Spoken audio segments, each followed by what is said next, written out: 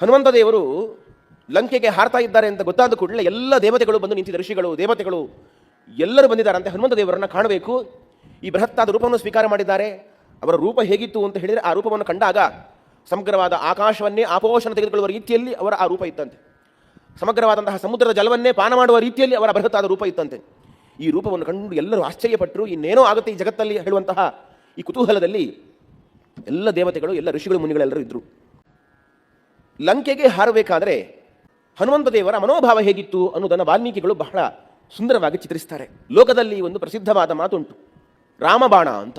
ಇಂತಹ ಕಾಯಿಲೆಗೆ ಇಂತಹ ಔಷಧಿ, ಇದು ರಾಮಬಾಣ ಅಂತ ಹೇಳ್ತೇವೆ. ಹಾಗಂದ್ರೆ ಏನರ್ಥ ಅಂತ ಹೇಳಿದರೆ, ರಾಮನ ಬಾಣ ಎಂದಿಗೂ ಕೂಡ ಅದು ಗುರಿ ತಪ್ಪಿ ಹೋಗುವುದಿಲ್ಲಂತೆ. ಎಲ್ಲಿಗೆ, ಯಾರಿಗೆ, ಯಾವ ಸಮಯಕ್ಕೆ ಹೋಗಬೇಕು ಅಂತೇಳಿ ರಾಮದೇವರ ಸಂಕಲ್ಪವನ್ನು ಮಾಡಿ ಬಾಣವನ್ನು ಹಾಕಿದರೆ ಆ ಸಮಯಕ್ಕೆ ಅಲ್ಲಿಗೆ ಹೋಗಿ ಬಿದ್ದಿರುತ್ತೆ. ಅದು ಸ್ವಲ್ಪವೂ ಗುರಿ ತಪ್ಪುವಂತಹ ಅದು ಬಾಣ ಅಲ್ಲ. ಹಾಗಾಗಿ ರಾಮಬಾಣ ಅಂತ ಲೋಕದಲ್ಲಿ ಪ್ರಸಿದ್ಧಿ ಉಂಟು. ಇಂತಹ ರೋಗಕ್ಕೆ ಇಂತಹ ಔಷಧಿ ರಾಮಬಾಣ. ಯಾಕೆಂದರೆ ಈ ಔಷಧಿಯಿಂದ ಈ ಕಾಯಿಲೆ ವಾಸಿಯಾಗಲೇಬೇಕು ಹೇಳುವಂತಹ ಈ ಅರ್ಥದಲ್ಲಿ ಈ ಶಬ್ದಗಳ ಪ್ರಯೋಗ ಬಂದಿದೆ.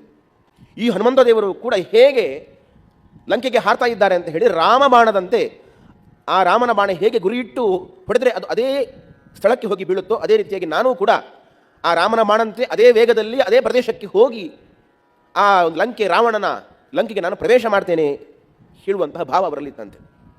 ಅಷ್ಟು ಮಾತ್ರವಲ್ಲ, ಈ ಒಂದು ವೇಳೆ ನಾನು ಲಂಕೆಗೆ ಹೋದಾಗ ಸೀತಾದೇವಿ ನನಗಲ್ಲಿ ಕಾಣದೆ ಹೋದರೆ ಸುಮ್ಮನೆ ಬಿಡುವುದಿಲ್ಲ. ಲಂಕೆಯಲ್ಲಿ ಒಂದು ವೇಳೆ ಸೀತಾದೇವಿ ಕಾಣದೆ ಹೋದರೆ ಯಾವ ವೇಗದಿಂದ ನಾನು ಲಂಕೆಗೆ ಹೋಗಿದ್ನೋ ಅದೇ ವೇಗದಿಂದ ನಾನು ಸ್ವರ್ಗಲೋಕಕ್ಕೆ ಹೋಗ್ತೇನೆ. ಸ್ವರ್ಗಲೋಕದಲ್ಲಿ ಸೀತಾದೇವಿ ಇದ್ದಾಳ ಅಂತ ನೋಡ್ತೇನೆ. ಒಂದು ವೇಳೆ ಸ್ವರ್ಗಕ್ಕೆ ಹೋದಾಗಲೂ ಕೂಡ ಸ್ವರ್ಗದಲ್ಲಿಯೂ ಕೂಡ ಸೀತಾದೇವಿ ಕಾಣದೆ ಹೋದರೆ ನಾನು ಯಾವುದೇ ರೀತಿಯ ವಿಶ್ರಾಂತಿಯನ್ನು ಸ್ವೀಕಾರ ಮಾಡುವುದಿಲ್ಲ. ಮತ್ತೆ ನಾನು ಲಂಕೆಗೆ ಬರ್ತೇನೆ. ಲಂಕೆಗೆ ಬಂದು ಈ ದುಷ್ಟನಾದಂತಹ ರಾವಣನನ್ನು, ಅವನೆಲ್ಲ ಪರಿಹಾರವನ್ನು ಎಲ್ಲರನ್ನು ಹೆಡೆಮುರಿ ಕಟ್ಟಿ ರಾಮನ ಪಾದಕ್ಕೆ ತಂದು ಎಸೀತೇನೆ. ಅಲ್ಲಿವರೆಗೆ ನಾನು ಯಾವುದೇ ವಿಶ್ರಾಂತಿಯನ್ನು ತೆಗೆದುಕೊಳ್ಳುವುದಿಲ್ಲ. ಇಂತಹ ಒಂದು ದೊಡ್ಡ ಸಂಕಲ್ಪವನ್ನು ರಾಮದೇವರ ಸೇವೆಗಾಗಿ ಹನುಮಂತ ದೇವರು ಮಾಡಿದ್ದಾರೆ. ಈ ಹನುಮಂತ ದೇವರು ಈ ಒಂದು ಮಹೇಂದ್ರ ಪರ್ವತದಿಂದ ಹಾರಬೇಕಾದರೆ ತಮ್ಮ ಎರಡೂ ಪಾದಗಳನ್ನು ಬಲವಾಗಿ ಒತ್ತಿ ಹಿಡಿದು ನಿಷ್ಪೀಡ್ಯತಂ ಗಿರಿವರಂ ಭವನಸ್ಯ ಸುನುಹು ಅಂತ ಆ ಎರಡೂ ಪಾದಗಳಿಂದ ಪರ್ವತವನ್ನು ಮೆಟ್ಟಿ ಹಾರ್ತಾರಂತೆ. ಅದು ಆ ಫೋರ್ಸ್ ಬರಲಿಕ್ಕೆ, ರಭಸ ಬರಲಿಕ್ಕೆ ಆ ರೀತಿಯಾಗಿ ಸಹಜವಾಗಿ ನಾವು ಮಾಡ್ತೇವೆ.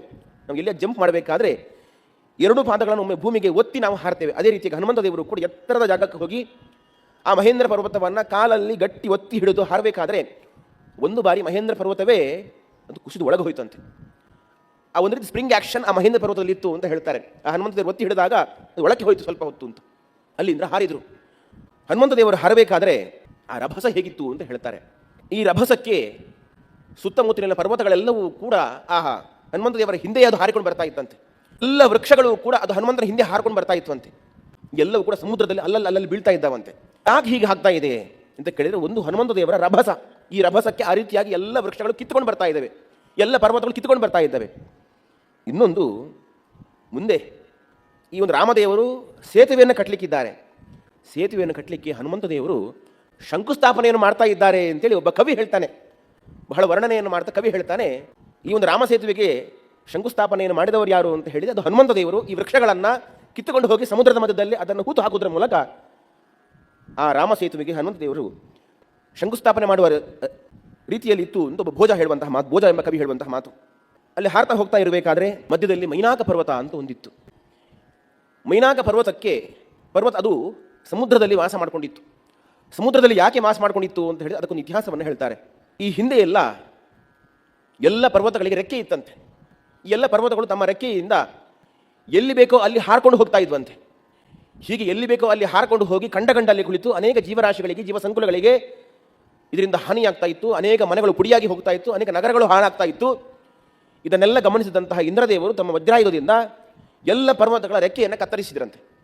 ಆದರೆ ಈ ಸಂದರ್ಭದಲ್ಲಿ ಈ ಮೈನಾಕ ಮಾತ್ರ ವಾಯುದೇವರನ್ನು ಆಶ್ರಯಿಸಿದ್ದು. ವಾಯುದೇವರಲ್ಲಿ ಪ್ರಾರ್ಥನೆ ಮಾಡಿದ್ದು, ನನ್ನ ರೆಕ್ಕೆಯನ್ನು ನೀವು ಉಳಿಸಬೇಕು, ನನ್ನ ರೆಕ್ಕೆಯನ್ನು ಅವ್ರು ಕತ್ತರಿಸಬಾರದು ಅಂತೇಳಿ ವಾಯುದೇವರ ಬಳಿಯಲ್ಲಿ ಪ್ರಾರ್ಥನೆ ಮಾಡಿದಾಗ ವಾಯುದೇವರು ಅನುಗ್ರಹ ಮಾಡ್ತಾರೆ ಇವನು ಮೈನಾಕನಿಗೆ. ಅದರಂತೆ ಆ ಮೈನಾಕ ಪರ್ವತ ಸಮುದ್ರದಲ್ಲಿ ವಾಸ ಮಾಡಿಕೊಂಡಿರುತ್ತದೆ.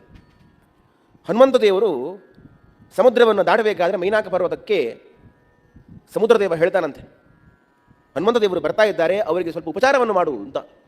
ಆ ಹನುಮಂತ ದೇವರು ಬರಬೇಕಾದ್ರೆ ಮೈನಾಕ ಪರ್ವತ ನೀರಿನಿಂದ ಮೇಲಕ್ಕೆ ಬರ್ತದೆ. ನನ್ನಲ್ಲಿ ವಿಶ್ರಾಂತಿಯನ್ನು ತೆಗೆದುಕೊಳ್ಳುವಂಥ ಮೈನಾಕ ಪರ್ವತ ಹೇಳ್ತಾ ಇದ್ದಾನೆ. ಕಾರಣ ಏನು ಅಂತ ಹೇಳಿದರೆ, ಮೈನಾಕಕ್ಕೆ ಒಂದು ಕೃತಜ್ಞತಾ ಭಾವ. ನಾನಿವತ್ತು ಬದುಕಿದ್ದೇನೆ ಅಂತ ಹೇಳಿದರೆ ಅದು ಹನುಮಂತ ದೇವರ ತಂದೆಯಾದಂತಹ ವಾಯುದೇವರ ಅನುಗ್ರಹದಿಂದ. ಹಾಗಾಗಿ ಈ ಕೃತಜ್ಞತಾ ಭಾವದಿಂದ ನಾನು ಕೇಳ್ತಾ ಇದ್ದೇನೆ, ನನ್ನ ಉಪಚಾರವನ್ನು ಸ್ವೀಕಾರ ಮಾಡಿ, ಈ ನನ್ನ ಆತಿಥ್ಯವನ್ನು ಸ್ವೀಕರಿಸಿ, ನನ್ನಲ್ಲಿ ವಿಶ್ರಾಂತಿಯನ್ನು ಮಾಡಿ ಅಂತ ಮೇನಾಕ ಪರ್ವತ ಮೇಲಕ್ಕೆ ಬಂದರೆ ಹನುಮಂತ ದೇವರು ಹೇಳ್ತಾರೆ, ನಾನು ರಾಮನ ಕೈಂಕರ್ಯಕ್ಕಾಗಿ ಹೊರಟವನು, ಸೀತಾನ್ವೇಷಣೆಗಾಗಿ ಹೊರಟವನು, ಈ ಎಂದಿಗೂ ಕೂಡ ವಿಶ್ರಾಂತಿಯನ್ನು ಬಯಸುವವನಲ್ಲ ಇಂತಹ ಕೆಲಸದಲ್ಲಿ. ಯಾಕೆ ಹೇಳಿದರೆ